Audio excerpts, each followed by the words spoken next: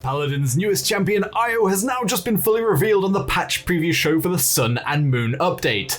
No, not that Pokemon Sun and Moon. This one is a mashup of our newest support champion, a Moon Goddess, and summer skins, the Sun. I'll be breaking down all of the champion's lore, looks, abilities, gameplay, and thoughts on how they'll perform in this video. Evil Mojo have stated that the public test server should be up by Friday, so I'll be getting gameplay and streaming her then, so look out for that.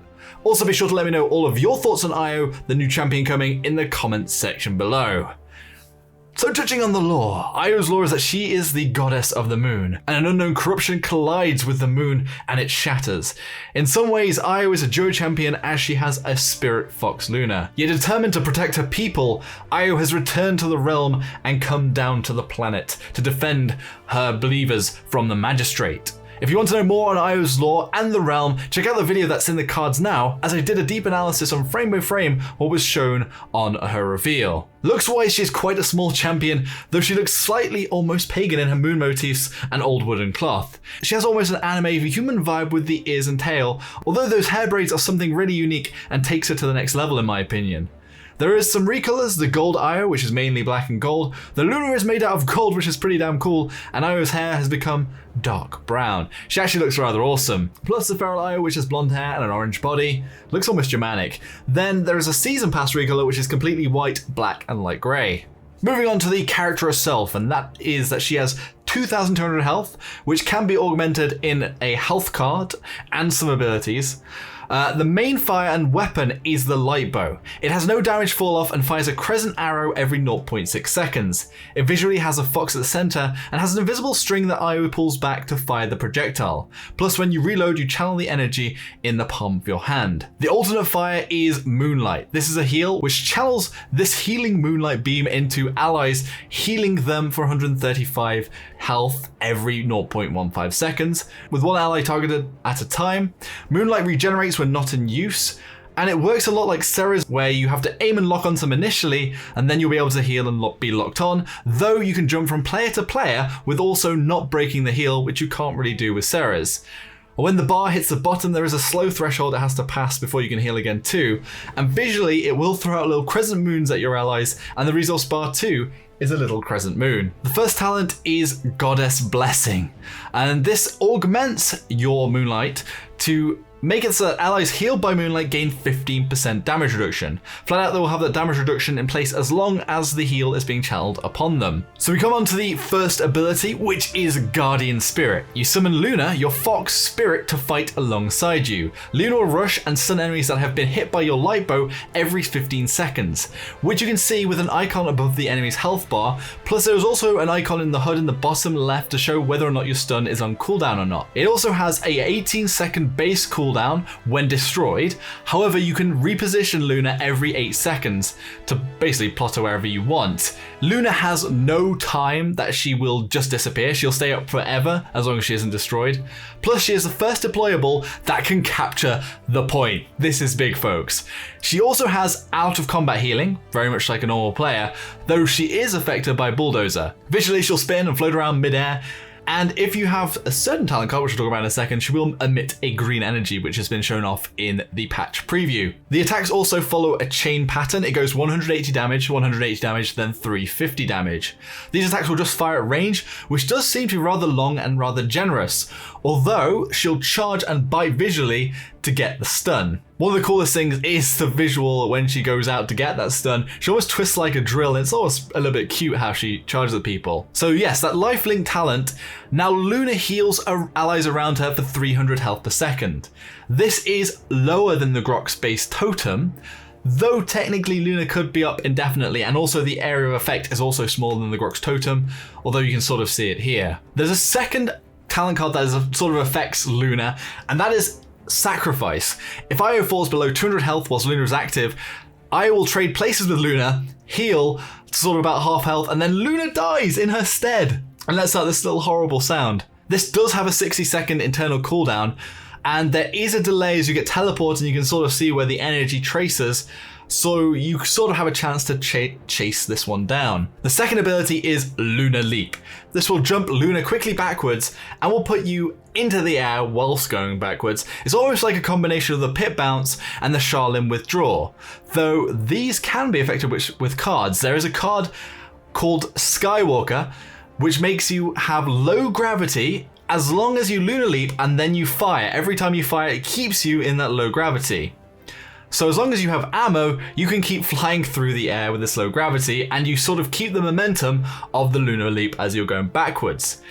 There's also a shield card which will shield you after using it. Her big bada boom, her ultimate is Begone. She'll fire at a projectile that is a purple incarnation of Luna's face, and it'll basically grab and push players back in a cylinder and keep them traveling in a line until they hit a wall or some sort of obstacle, and then they'll take 800 damage. It will also go through shields and take people almost like a tidal wave along with it.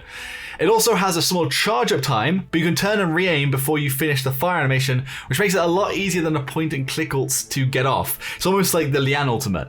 If you jump in the air, you will also stop mid-air and everyone will be pushed in a horizontal plane across the ground if you hit them. So moving on to my thoughts. Io is Paladin's newest champion, and perhaps is going to be the favourite champion for a while. Design-wise, she again hits out of the park, going toe-to-toe with the character and uniqueness with the Amani. I think they hit a good place between something a bit anime-esque. I was thinking she actually looked a bit like the Beast People in Utawara Ramono. I'm definitely pronouncing that wrong. Plus, a little bit pagan and more realistic. Again, having a voice actor for both Io and Pet Luna is a massive plus, and I think it really brings to life both these characters, who still is kind of a more advanced barrack turret. But I don't think you'll feel so much like that just leaving her on the point like you would as a barrack leaving a hunk of metal on there. The HUD elements, heads-up display like the stun and a crescent bar too are just nice little touches that edge Io into the S plus champion design. Not to mention that the VFX on the animations too are on top form with the sort of this ethereal energy and just the way everything works. Gameplay wise, I'm so excited to get my hands on her. She looks like she has so much room for fun builds. Low gravity firing and being extremely mobile, check. One to troll people by never dying like the old Ghostwalk Grok, but not quite as ridiculous or slap in the face straight up coming back to kill you crazy, check. Plus lots of little tweaks that seem to really make her fun. I also am a massive fan of projectile champions, and I love Cassie's feel. The weapon really does look like it'll be satisfying to use if it alone is not that strong damage wise. I think the big part of the damage will be comboing it with Luna alongside the stun whilst being on that 15-second cooldown could win you some duels against flank champions, for example. Luna also appears to have a lot of health and will be very hard to displace without some bulldozer on the enemy team. I also think that her ultimate is interesting and quite unique in dragging people together, and whilst perhaps not as powerful as some of the other ults in just dragging people into a point, if you could be traveling for a long time and sort of knocked out of usefulness whilst you're traveling along the path until you hit something, and 800 damage isn't something to be laughed at. Now, whether or not she will be overpowered on release. And a lot of people I think have been calling her overpowered, looking at spicy speculations and things like that, but whilst I think she does have some healing potential, it is exactly the same as Spirit's Domain Grok at 90 health per second on the beam. And the Spirit's Domain Grok is actually the lowest performing talent card on the Grok. But what I think is important here is the ease of getting this off, and then having the potential to keep jumping from target to target with the heals with almost no real cooldown, and also that ease of the lock-on. I think she can be very active in doing damage, then having that constant damage and presence of Luna even when she cannot directly attack enemies because you're healing, as she will still have presence with her deployable wherever on the point. On talent cards, this is really hard to say. The Luna heal is smaller in size and less in terms of base healing than a normal Grok totem. However, Luna will stay forever and could potentially be a place for your team to recuperate after damage and get back into the action much quicker than the enemy team might be able to. Plus, it gives a more healing potential across not just a single target you can normally deal with. With the life-saving card, I'm not really sure it will have the value compared to the others. I think it will just be a fun card. Then again, I could be wrong. Though I think if you're getting caught out as a support, Often one or more of your allies are dead or not defending you from flanks, so sometimes it's just better to die and come back together with your team, and it may even end up staggering you if you're not careful to just be killed later and offset your spawn from the rest of your teammates. The damage reduction heal talent card definitely could be the one. The biggest value here is that without a damage item in the game like aggression, this is an item that used to buff up your damage through the game, there's no hard counter to your heal's effect, which is the biggest pitfall of pure heals that Cauterize pretty much makes heals useless. Often healers can't heal one shot's worth of damage whilst champions are engaged in combat if there are those level 3 Cauterize flying around. Although that too will depend on you being able to siphon onto the right target at the right time. I do think that Luna could be the linchpin in that if you can leave her on the point, your whole team can go forward while she caps, and you'll have no issues to heal and do damage whilst dismounting enemies if you win the siege point. Usually it's like 4v5 with somebody sitting on the point whilst you go to demount, so 5v5 could make spawn camping much easier, and I think this might be Io's greatest asset and might be why she's so good. Mentioned was that you can combo the Luna placement with a stun. If you hit someone with your bow and mark them, you can then insta-hit them with a stun. So I think there's a lot of potential as well for some higher level play with the Luna.